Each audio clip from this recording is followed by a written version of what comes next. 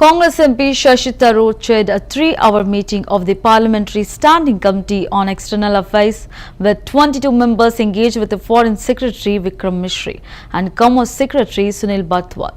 Over 50 questions were raised focusing on India-US relations amid rising trade tensions. Tharoor emphasized that ties with the United States remain very important, extending beyond trade to strategic and geopolitical areas.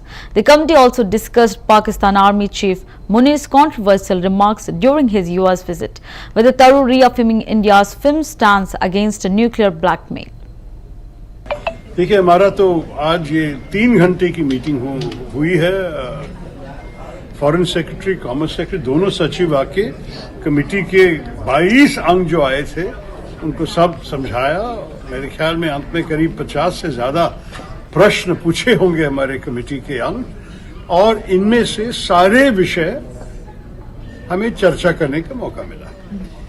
ये भी स्पष्ट हुआ कि हमारे जो विदेश कार्य के सचिव हैं उन्होंने कह दिया कि हमारे जो रिश्ता है अमेरिका से ये काफी महत्वपूर्ण है, और इसमें सिर्फ ये जो ट्रेड की बातें हो रही है तो एक चीज है, लेकिन बहुत सारे विषय के ऊपर हमारे पास संपर्क है और ये संपर्क अभी भी चल रहे हैं। कॉमर्स सेक्रेटरी ने भी डिटेल में हमें ये ट्रेड विषय के बारे में बता दिया, और जितने भी क्लैरिफिकेशंस हमारे मेंबर्स चाहते थे ये सारे क्लैरिफिकेशंस उन्होंने दे दिए। आप लोग तो मुझे पूछ रहे थे कि जनरल मुनीर का जो न्यूक्लियर सेबर रैटलिंग जो कहते हैं कि वो न्यूक्लियर तलवार हमारे तरफ दिखाए अमेरिका से, कि इसके बारे में भी चर्चा हुआ। मैं आपको कह सकता हूं कि इस विषय के ऊपर प्रश्न तो पूछा गया था और जवाब फॉरेन सेक्रेटरी साहब का था कि इस विषय पे हमारी मीटिंग की शुरुआत के समय एक स्टेटमेंट भी हमारे मिनिस्ट्री ने इशू की है कि ये बिल्कुल हम कभी भी सीरियस नहीं ले सकेंगे।